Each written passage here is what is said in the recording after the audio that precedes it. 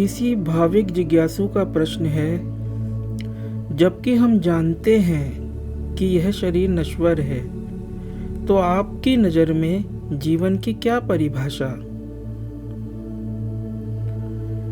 हमारी नज़र का मूल्य ही क्या है हमारे सिवा किसी और के लिए? क्योंकि हमसे भिन्न दूसरा तो अपनी ही नज़रों से देखेगा जीवन को और उसे परिभाषित भी करेगा। जैसी दृष्टि वैसी सृष्टि, ये बात एकदम सही है।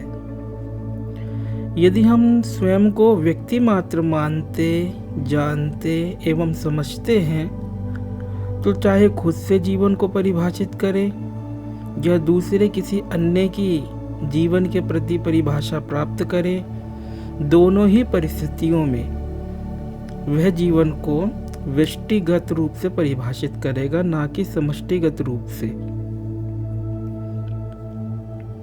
उसका दृष्टिकोण होगा, जीवन कुछ ऐसा है जो कि उसके व्यक्ति के मैं से जुड़ी समयाधीन घटनाओं का कट्टा चिट्ठा है, जन्म से लेकर उसकी अर्थात व्यक्ति की मृत्यु तक का घटनाक्रम। जरूरत यह है कि हम अपनी दृष्टि साफ करें, ताकि जीवन को व्यक्तिगत संदर्भ से जोड़ परिभाषित हम ना करें। ऐसा करने से सारी जिम्मेदारी अपने पर आ जाएगी कि भाई ये हमारी उलझन है और ये उलझन हमें खुद ही सुलझानी है। कोई दूसरा हमें कुछ दे नहीं सकता दिशा के अतिरिक्त। चलना तो हमें स्वयं को ही पड़ेगा और दिशा देने वालों की बातों को भी पर्याप्त रूप से तर्क की कसौटी पर कसना चाहिए। ऐसे ही कुछ भी मान नहीं लेना चाहिए। पर हम अपने पर आते ही नहीं हैं और दूसरों की कही बात से ही अपना काम चला लेना चाहते हैं। हमारी दृष्टि में तो आध्यात्मिकता यही है कि हम अपने पर आ जाए कि मैं मेरे अनुभव और विवेक से क्या जानता हूँ। अब बात करते हैं कि हमारी खुद की दृष्टि कैसे साफ होगी, क्योंकि अंततः ये हमारी अपनी ही दृष्टि है जिसका कि मूल्य है। समझते हैं पहले प्रश्न के पहले वाले हिस्से से संबंधित बात को। प्रश्न की शुरुआत में लिखा है, जबकि हम जानते हैं कि यह शरीर नश्वर है। हम कहाँ जानते हैं कि यह शरीर नश्वर है? बस बोला भर करते हैं कि शरीर नश्वर है, और ऐसा बोलना हमने सीख लिया है दूसरों से, महात्माओं से, शास्त्रों से। सीख लिया है ऐसा बोलना कि शरीर नश्वर है। और ये हमारा सीखना ठीक वैसे ही सीखना है जैसे कि एक कहानी है ना। एक शिकारी जंगल में गया और जाल बिछाकर दाने बिखेर दिए। जंगल में तोते बहुत थे। शिकारी एक पेड़ की आड़ में खड़ा हो गया और तोते दानों के लोभ में आकर बैठ गए जाल पर। जब काफी तोते आकर दानों के लोभ में उस जाल पर अपने पंजे फंसा बैठे, तो शिकारी ओट से बाहर निकला और जाल में सारे तोते समेट करके लौट गया। ऐसा फिर अक्सर होने लगा तो सारे तोतों में चिंता की लहर फैल गई। फिर उन तोतों ने एक आपात बैठक इमरजेंसी मीटिंग बुलाई और इस चिंता पर विचार विमर्श शुरू करा। एक बुजुर्ग तोता जिसके पास उम्र भर का अनुभव था, उसने कहा कि तोतों को ट्रेनिंग दी जाए ताकि वो दानों के लोभ में जाल में ना फंसा करें। अगले दिन से उस बूढ़े तोते ने तोतों को शिक्षा देना शुरू किया कि शिकारी आएगा, जाल बिछाएगा, दाना मत चुगना, मत चुगना, मत चुगना। सारे तोतों ने ये वाक्य रट लिया। अगली बारी जब शिकारी आया तो जंगल में तोतों की आवाज़ें सुन हैरान रह गया। तोते इधर उधर उड़ फिर रहे थे और गाते भी चले जा रहे थे कि शिकारी आएगा, जाल बिछाएगा, दाना मत चुगना, मत चुगना, मत चुगना।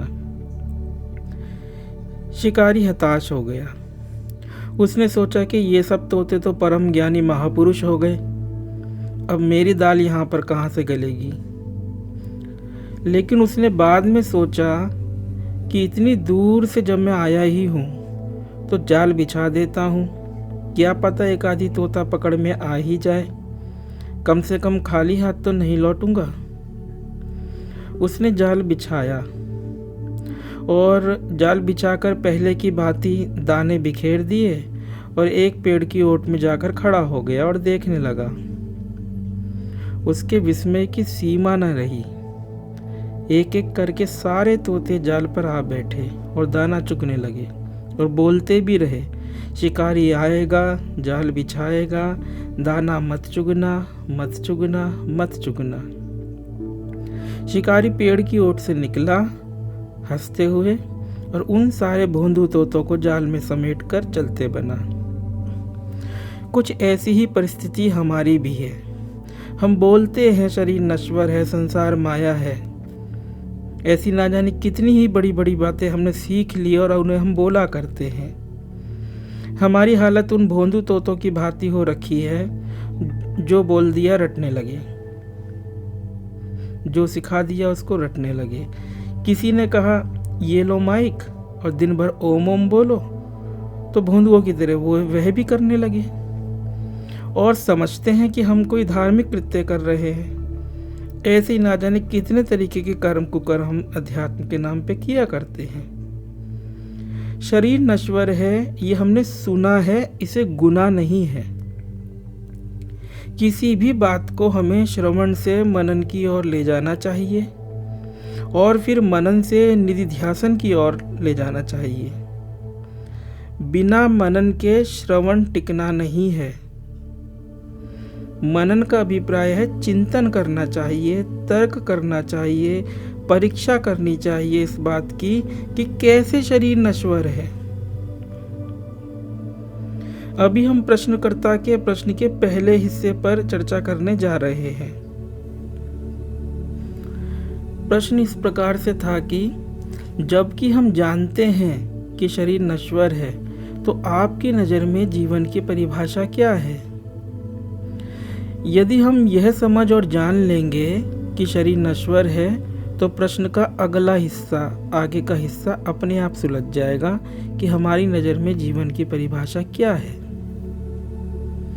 हम कहते भर हैं कि शरीर नश्वर है, परंतु इस बात ने कोई खलबली मचाई ही नहीं हमारे दिल में, दिमाग में।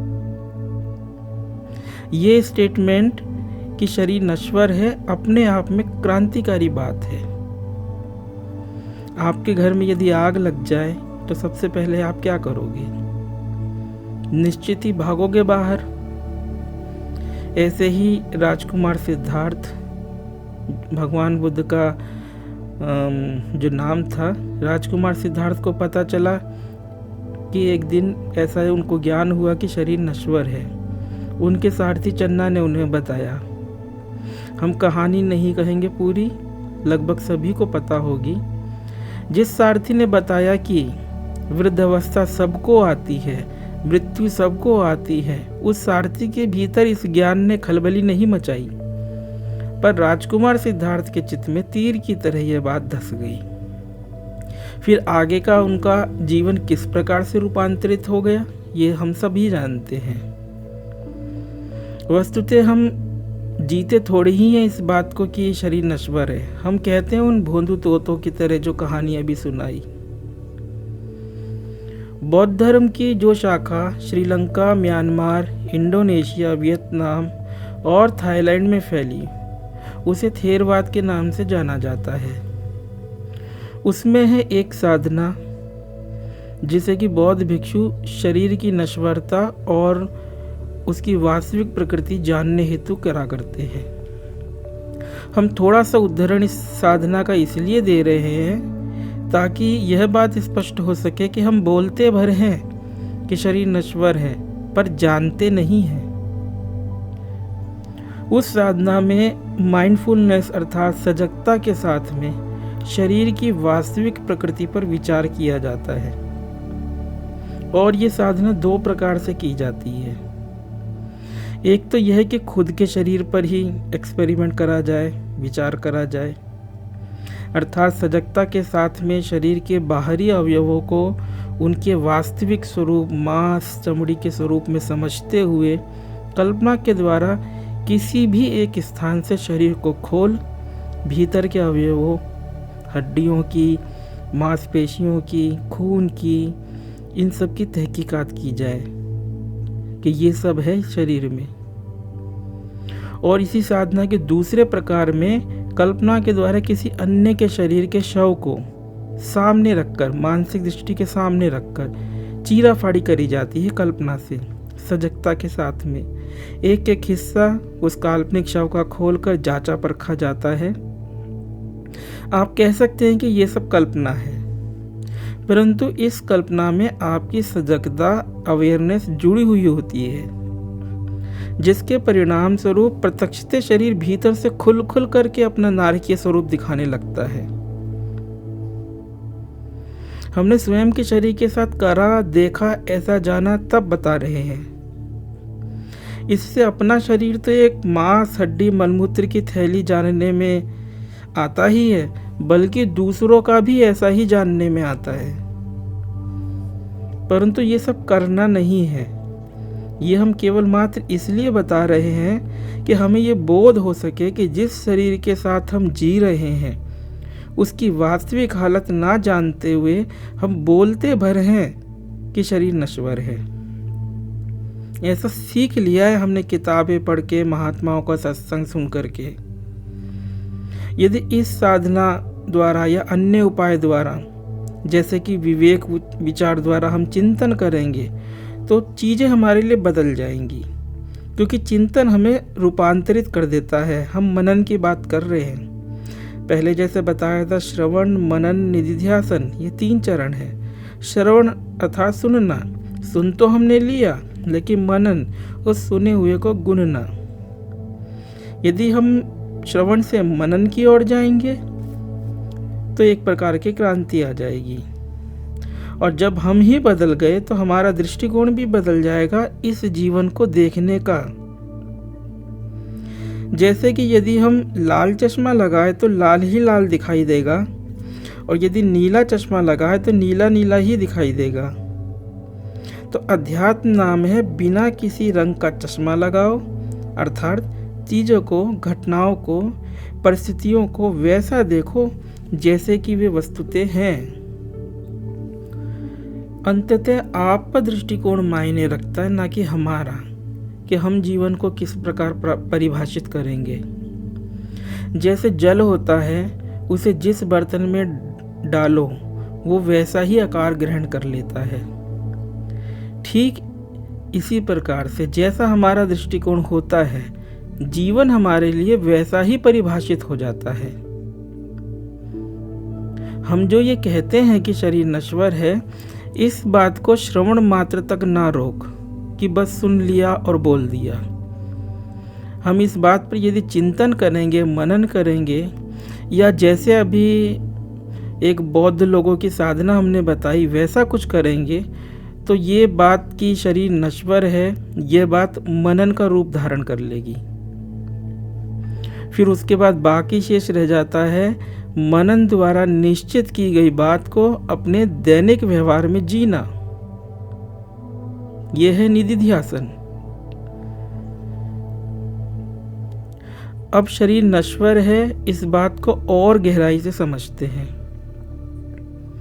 अभी तक जो कहा गया एक प्रकार से स्थूल रूप से कहा गया, अर्थात मोटे मोटे तौर पर कहा गया, और यह मानकर कहा गया कि शरीर वस्तुतः है।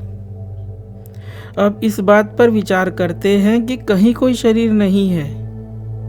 ये हमारी बस एक धारणा है, एक विचार है, सोच सोच कर हो गया है। शरीर एक धारणा है। हम अपने प्रत्यक्ष अनुभव पर गौर नहीं करते, बस यहीं पर गलती हो रही है।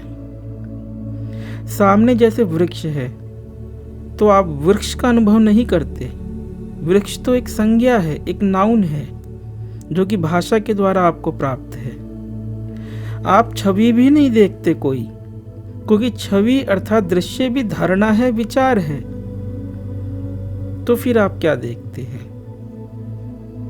कुछ नहीं देखते हैं, सिर्फ देखने का अनुभव है मात्र। ना तो कोई दृश्य है, ना ही कोई दृष्टा। विचार के उद्भव के साथ दृष्टा एवं दृश्य ये एक जोड़ा उभरता है। अब अपने शरीर के सामने का हिस्सा देखिए, जितना भी आप देख सकते हैं, ये भी देखने का अनुभव है।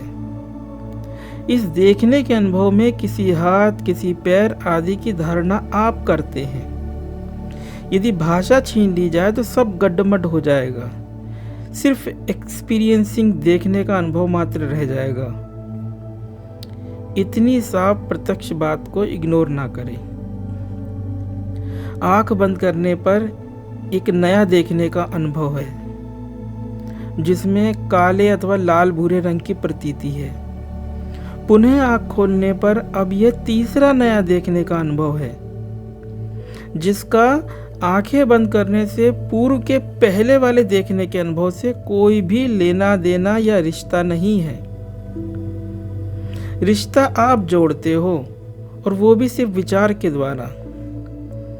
पहले वाले देखने के अनुभव में विचार द्वारा विषयीकरण कर एक हाथ, पांव आदि अंग प्रत्यंग वाले शरीर की प्रतीति हमने करी थी।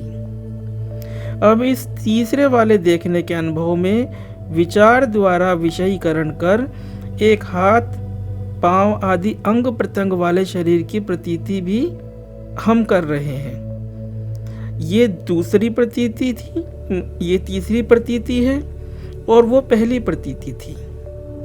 एक आंख बंद करने के पूर्व और एक आंख खोलने के बाद।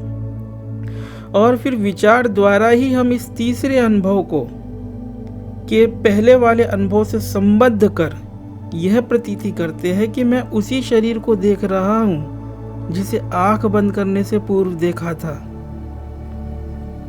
किसी भी एक विषय की सात्यता अर्थात कॉन्टिन्यूटी आप ही विचारों के द्वारा करते हो, ना कि कोई और। ये बात इतनी सरल एवं प्रत्यक्ष है कि इसे समझने में किसी साधना अथवा शास्त्रों के अध्ययन की आवश्यकता ही नहीं है। परंतु शायद सरल बातें हम पसंद ही नहीं करते। हमारी ईगो को, हमारे अहंकार को तो जटिलताएं चाहिए। हमें तो हमारे गुरुओं ने, शास्त्रों ने यही बताया है कि बहुत मुश्किल है, और हम दिन रात अपने साथ घटते इस प्रत्यक्ष सत्य से चूक जाते हैं। शरीर नश्वर है का गूढ़ अभिप्राय यही है कि ये है ही नहीं। ऐसा नहीं कि कोई एक शरीर सन 1992 में पैदा हुआ है और आगे सन 2040 में खत्म हो जाएगा, इसलिए शरीर नश्वर है। नहीं, नश्वर शब्द का अर्थ है क्षण भंगुरता। क्षण क्षण पर प्रतीति है शरीर की विषयीकरण के द्वारा, और हम जोड़ते हैं अपनी इन विभिन्न प्रतीतियों को आपस में विचारों के द्वारा, और फिर ये धारणा करते हैं कि मैं पैदा हुआ और मैं मर जाऊंगा। कितनी हास्यास्पद बात है कि किसी को भी आज तक अपने पैदा होने का अनुभव प्राप्त नहीं हुआ है, और किसी को भी ना तो अपने मरने का अनुभव प्राप्त होने वाला है। फिर भी हम सब ये मान करके बैठे हुए हैं कि हम पैदा हुए और हम मरेंगे। अध्यात्म इसी का नाम है कि हम अपनी इन मूर्खतापूर्ण धारणाओं को जाने, परंतु हमने तो अध्यात्म को भी साधन बना लिया है अपनी इन मूर्खतापूर्ण धारणाओं को पोषित करने का। कोई हमसे कह देता है कि भजन करो, साधना करो, जहाँ तक पार लगेगा, ठीक अगले जन्म में इससे आगे बढ़ोगे, और फिर किसी जन्म में साधना पूरी होगी तो मुक्ति मिलेगी। अभी ही हम पैदा नहीं हुए तो आगे कहाँ से पैदा होंगे जो किसी जन्म में आगे की साधना करेंगे। इन बातों पर गंभीरता से विचार करने की आवश्यकता है। और यदि हम अपने पूर्वाग्रह को त्याग कर देखेंगे तो यही पाएंगे, इसी सत्य को पाएंगे कि शरीर नश्वर का तात्पर्य है क्षण क्षण पर दृश्यमान ये शरीर होता है और हर बार एक नया ही शरीर होता है। स्थूल शरीर नहीं, हमारा अभिप्राय है दृश्य से। जन्म, मृत्यु, पुनर्जन्म के विषय में आगे कभी बोलेंगे। अभी इसी प्रश्न पर आते हैं। प्रश्न इस प्रकार से था कि जबकि हम जानते हैं कि शरीर नश्वर है, तो आपकी नज़र में जीवन की परिभाषा क्या है? जीवन खुद ही परिभाषित हो जाता है हमारी दृष्टि पर। यदि हमारी दृष्टि दूषित दृष्टि है कि मैं पैदा हुआ था और मैं मर जाऊंगा, तो जीवन को हमने नितांत व्यक्तिगत बना दिया। और इस व्यक्तिगत जीवन का एक छोर हो गया जन्म और दूसरा छोर हो गया मृत्यु। दोनों ही छोर हमारी अपनी ही बनाई गई धारणाएं हैं और कुछ नहीं। यदि ये धारणाएं ना हो तो क्या होगा? यही होगा कि कोई व्यक्ति है ही नहीं जो कि जीवन को जी रहा है। फिर कौन जीवन को जी रहा है? निश्चित ही जीवन स्वयं जीवन को जी रहा है। क्या है यह जीवन? आइए समझते हैं। भगवान श्री कृष्ण गीता के 7वें अध्याय के 9वें श्लोक में कहते हैं, पुण्यो गंधः पृथिव्यां च तेजश्चास्मि विभावसो जीवनं सर्वभूतेषु तपश्चास्मि तपस्वसु। अर्थात पृथ्वी में पवित्र गंध और अग्नि में तेज मैं हूँ तथा संपूर्ण भूतों में जीवन हूँ और तपस्वियों में तप हूँ। संपूर्ण भूतों में अर्थात हम सब में जो जीवन है वह परमात्मा स्वयं है। कौन सा जीवन? ये जीवन 60, 70, 80 साल का? ये जीवन तो हमारी खुद की अपने ऊपर थोपी गई धारणा मात्र है। क्या चीज है जो हमें योग्यता प्रदान करती है कि हम कुछ भी जान सकते हैं? जैसे एक व्यक्ति में बोध की क्षमता है, ठीक वैसे ही दूसरे में भी है। जैसे एक व्यक्ति को अपने होने का एहसास है, ठीक वैसा ही दूसरे को भी अपने होने का एहसास है। बोध क्षमता और अपने होने का एहसास ये उभयनिष्ठ है, कॉमन है और हम सब में भिन्न भिन्न नहीं है। और ये दोनों दो तत्व नहीं है, एक ही के दो नाम हैं। आप इसे चैतन्यता कह सकते हैं। इस स्तर पर व्यक्तिकता नहीं है। यहाँ पर तो मेरा होना सबका होना है, एक समग्रता है जिसके कि हम सब साझेदार हैं। व्यक्ति के रूप में तो हम बाद में तब्दील होते हैं भाषा के आने के पश्चात। यह चैतन्यता उसी का प्रतिबिंब है। इसके द्वारा ही बोध होता है कुछ का भी। ये जीवन है जो कि अव्यक्त की ही अभिव्यक्ति है। बोल भी वही रहा है, सुन भी वही रहा है, मार भी वही रहा है, मर भी वही रहा है। जिसके द्वारा बोला जा रहा है उसे भ्रांति है कि मैं बोल रहा हूँ। जिसके द्वारा सुना जा रहा है उसे भ्रांति है कि मैं सुन रहा हूँ। जिसके द्वारा मारा जा रहा है उसे भ्रांति है कि मैं मारा जा रहा हूँ, मैं मार रहा हूँ। और जिसके द्वारा मरना हो रहा है उसे भ्रांति है कि मैं मारा जा रहा हूँ। और ये जिसे की भ्रांति है, ये व्यक्ति खुद भी एक भ्रांति है, अर्थात विचार के अतिरिक्त इसका कोई अस्तित्व नहीं है। हमारे लिए जीवन की यही परिभाषा है। ओम।